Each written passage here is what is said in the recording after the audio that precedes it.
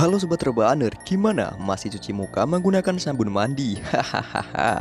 Pada kesempatan kali ini, saya akan merangkum alur cerita film Aterrados yang dirilis pada tahun 2017, mengisahkan tentang seorang pria yang menyewa rumah bersubsidi untuk kehidupan sehari-hari.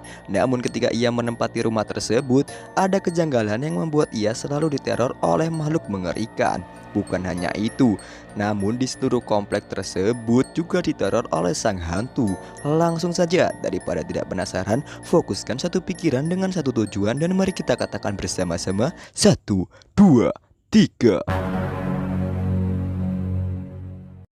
Ini adalah wanita yang kita sebut saja Siti. Ketika sedang mencuci piring, tiba-tiba terdengar suara aneh di dalam wastafel.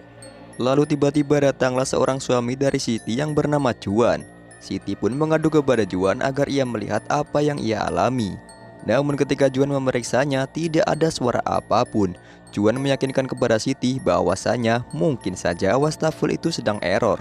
Namun Siti meyakinkan bahwa suara dari wastafel tersebut seperti suara manusia yang mengatakan bahwa ia akan membunuh Siti. Lalu di malam harinya, Siti yang akan pergi ke WC untuk buang air. Namun ketika itu,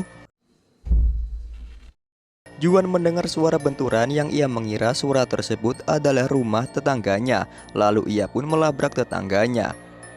Akan tetapi ketika Juan sedang melabrak tetangganya, tidak ada respon yang membuat Juan pun pergi dari sana.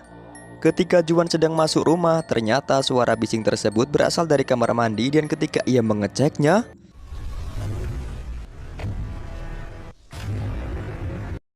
ya, ia melihat istrinya sedang kerasukan dan ia melayang dan membenturkan tubuhnya ke tembok hingga berdarah-darah. Namun Juan tidak bisa melakukan hal apapun karena ia sudah mencoba untuk menghentikannya, namun itu sia-sia saja. Hingga Siti pun akhirnya meninggal di tempat tersebut. Setelah kematian dari istrinya, Juan pun diinterogasi oleh pihak kepolisian. Pihak kepolisian memberikan foto korban yang meninggal hampir sama dengan istri Juan. Karena setiap korban yang meninggal pasti di rumahnya terjadi hal yang sangat janggal. Juan pun mengungkapkan sebelum kematian istrinya, ia selalu mendengar suara gaduh di rumah tetangganya yang bernama Sam. Suara gaduh tersebut sering terjadi ketika tengah malam. Ketika mereka mendengar nama Sam, polisi tersebut merasa ada hal yang aneh dari kematian istri Juan. Scene berpindah sebelum kematian Siti, dan ini adalah seorang pria yang bernama Sam. Ketika ia sudah tidur, ia pun merasa ada hal yang aneh. Lalu tiba-tiba, karena ketakutannya semakin menjadi-jadi, ia pun menutup dirinya dengan selimut dan berdoa.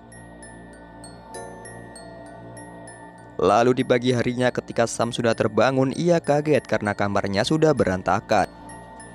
Singkat cerita, ketika Sam sudah pulang bekerja, ia pun menatap rumahnya dan ia takut untuk masuk ke rumah tersebut. Namun mau bagaimana lagi, itu adalah rumah yang satu-satunya ia miliki. Ketika Sam sedang menatap rumahnya dan berpikir, tiba-tiba datanglah Juan yang menegur Sam karena di setiap malam ia selalu membuat suara gaduh. Sam pun membeli kamera untuk membuktikan hal yang janggal yang terjadi di rumahnya, dan ia pun memasangkannya ketika ia sedang tertidur. Dan ketika ia sedang tertidur, ia terbangun karena mendengar suara jatuhnya kamera. Namun ketika ia mengecek kameranya, ternyata ada sosok gundul yang masuk ke lemarinya. Karena takut, ia pun mengambil sebuah pistol dan membuka lemarinya. Namun di dalamnya tidak ada apa-apa. Untuk memastikannya sekali lagi, Sam pun melihat kamera. Lalu tiba-tiba, dan ketika pagi telah tiba, datanglah seorang bocil yang bernama Mario yang pergi ke rumah Sam untuk mengambil bola. Namun ketika itu,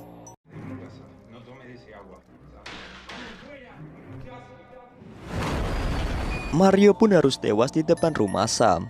Setelah 4 hari, ibu Mario merasa sedih atas kematian anaknya. Namun tiba-tiba, ketika ia sedang melihat di luar, ia melihat jejak kaki seorang bocil. Lalu di sini ada seorang kakek tua yang bernama Odi, dan ketika ia sedang tertidur, ia ditelepon oleh temannya dan mengabarkan ada kejadian janggal di rumah bersubsidi. Odi pun langsung datang ke TKP. Ketika Odi sudah datang di TKP, ia bertemu oleh sahabatnya yang bernama John. Ini dia orangnya. John menjelaskan apa yang dialami oleh ibu Mario, bahwasanya anaknya yang telah meninggal 4 hari lalu telah datang kembali ke rumahnya dan meminta makan. Mereka lalu mengecek jasad Mario dan mereka tidak menemukan apapun. Mereka pun mematikan lampu dan ketika mereka akan pergi, tiba-tiba jasad Mario itu pun menumpahkan sebuah gelas susu. Apakah jasad Mario ini masih hidup? Di pagi harinya ketika Odi sedang mencari udara segar, ia melihat ada seorang nenek tua yang memotret rumah Sam. Ia pun mendekati dan bertanya apa yang ia lakukan. Dan ternyata nenek tua tersebut adalah seorang paranormal. Odi yang mendengar hal itu pun mengajak nenek paranormal tersebut untuk membantunya menyelidiki kasus kematian bocil yang bangkit dari kuburnya. Ketika mereka sudah sampai di TKP, di sini John pun meminta izin kepada Odi untuk pergi ke kota membeli semen. Ia membeli semen tersebut agar ketika ia mengubur jasad Mario, Mario tidak dapat keluar lagi dengan wajah yang lebih seram. Setelah melihat jasad Mario, mereka pun berbincang-bincang. Lalu ada seorang bocil yang merangkak masuk ke rumah Mario untuk memunguti mainan Mario. Dan ternyata bocil tersebut adalah teman Mario. Dan ketika ia melihat di jendela, ia kaget karena melihat temannya yang duduk dengan wajah yang sangat seram. Lalu tiba-tiba ketika mereka sedang mengecek jasad Mario, mereka melihat kaki Mario yang basah dan ia seperti telah mengejar sesuatu di kolam renang. Takut terjadi hal apa-apa atau yang lebih mengerikan, mereka pun membungkus mayat Mario dan menaruhnya di freezer. Lalu setelah itu datanglah John untuk memakamkan Mario. Namun ketika mereka akan membuka freezer, tiba-tiba tak mau ambil resiko, mereka pun memakamkan mayat Mario beserta freezernya. Skin berpindah di masa sekarang, ternyata mereka bertiga telah mengenangini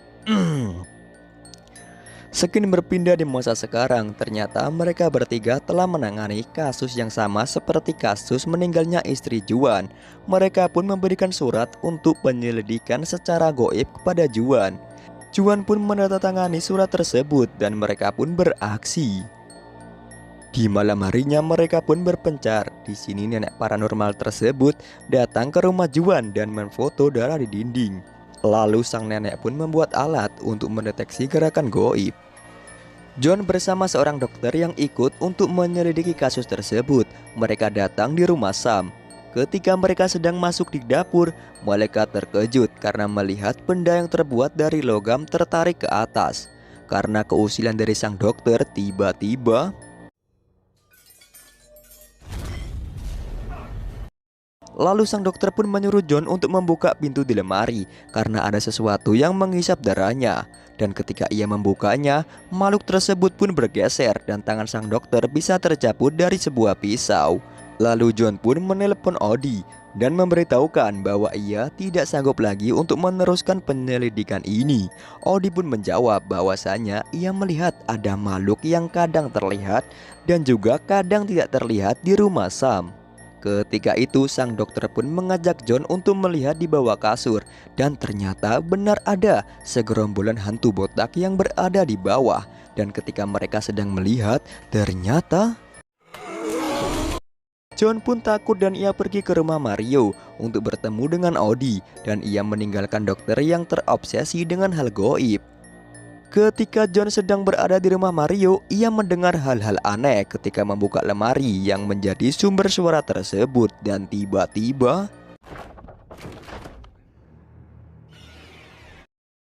ya, Odi telah menjadi hantu ketika bertemu dengan tuyul botak. Di sisi lain, nenek paranormal itu mencoba untuk berkomunikasi dengan makhluk tersebut. Dan tiba-tiba datanglah John yang memberitahukan hal-hal yang ia alami. Nenek paranormal itu menyuruh John untuk membersihkan bekas darahnya, karena itu bisa mendatangkan makhluk lain. Namun di sini sang nenek lupa bahwasanya John tidak boleh mencuci tangannya di wastafel. Dan tiba-tiba